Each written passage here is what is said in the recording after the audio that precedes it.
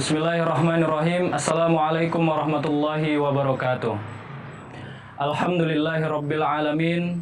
Wassalatu wassalamu ala Rasulillah Sayyidina wa Maulana Muhammadin ibni Abdillah wa ala alihi wa sahbihi wa man tabi'ahu wa mawalah. Subhanaka la ilma lana illa ma 'allamtana innaka antal alimul hakim. Rabbi shrahli sadri wa yassirli amri wahlul 'uqdatam min lisani yafqahu qawli. Amma ba'd. Alhamdulillah, segala puja dan puji syukur kehadirat Allah Subhanahu wa taala yang dimana senantiasa memberikan kita nikmat yang begitu banyak, sehingga di tahun Ramadan 1444 Hijriah ini Allah pertemukan kembali dengan bulan yang sangat kita cintai ini. Yang kedua kalinya, salawat beriringkan salam senantiasa kita aturkan pada junjungan kita, Nabi Agung kita, Nabi besar Muhammad Sallallahu Alaihi Wasallam, yang telah banyak sekali mengajarkan kepada kita bagaimana tata cara menjalankan sunnah-sunnahnya, bagaimana kita harus sholat, bagaimana kita mengamalkan amalan-amalan harian, dan lain sebagainya. Semoga kita semua senantiasa istiqomah, dan di yaumil akhir nanti kita mendapatkan syafaat dari beliau. Amin, amin, Allahumma amin.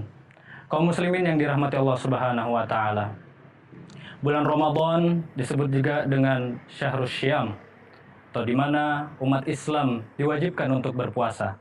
Bulan Ramadan juga disebut dengan Syahrul Qiyam, di mana di bulan Ramadan ini kita disunahkan untuk melaksanakan sholat sunnah tarawih. Bulan Ramadan juga disebut dengan Syahrul Quran, di mana pada bulan Ramadan ini Allah turunkan Al-Quran.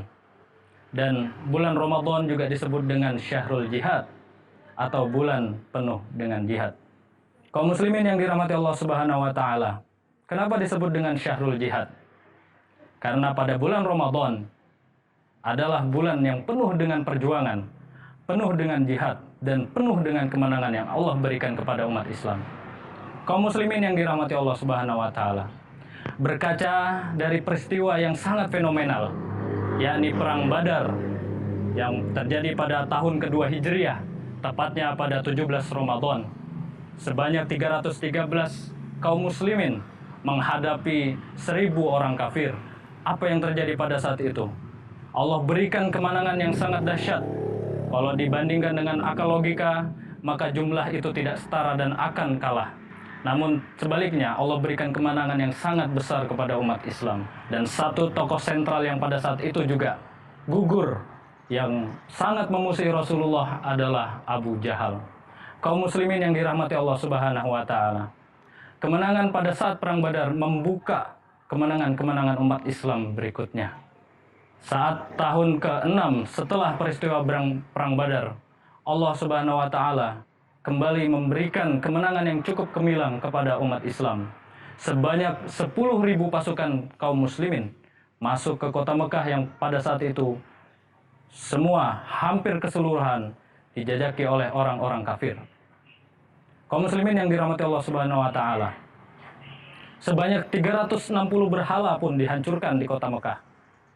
Dengan banyaknya berhala yang dihancurkan di kota Mekah pada saat itu, maka membuka kemenangan Islam. Banyak sekali kaum kafir yang berbondong-bondong masuk ke agama Islam pada saat itu. Yadkhuluna fi dinillahi afwaja. Quran surah An-Nasr ayat 2. Kaum muslimin yang dirahmati Allah Subhanahu wa taala, banyak sekali perang-perang selanjutnya.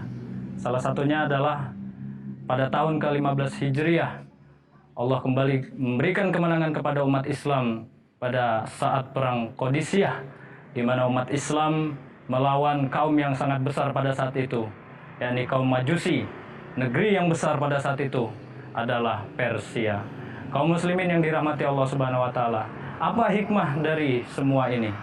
Kenapa Allah berikan kemenangan-kemenangan jihad, kemenangan-kemenangan Islam pada saat itu di bulan-bulan Ramadan?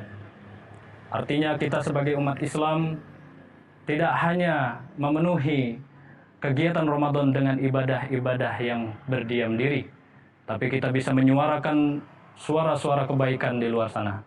Kita bisa mensyiarkannya dalam bentuk apapun. Kita bisa membela, memperjuangkan, jangan sampai ada kekufuran-kekufuran, terutama di bulan Ramadan, Jangan sampai ada kemaksiatan-kemaksiatan di bulan Ramadan. Maka mari kita jaga kesucian bulan suci ini dengan menjaga itu semua, agar supaya Allah memberikan rahmat kepada kita semua dan memberikan kita nikmat yang begitu besar. Hadanallahu wa iyyakum ajmain. Mungkin itu saja yang bisa saya sampaikan. Kurang dan lebihnya saya mohon maaf. Assalamualaikum warahmatullahi wabarakatuh.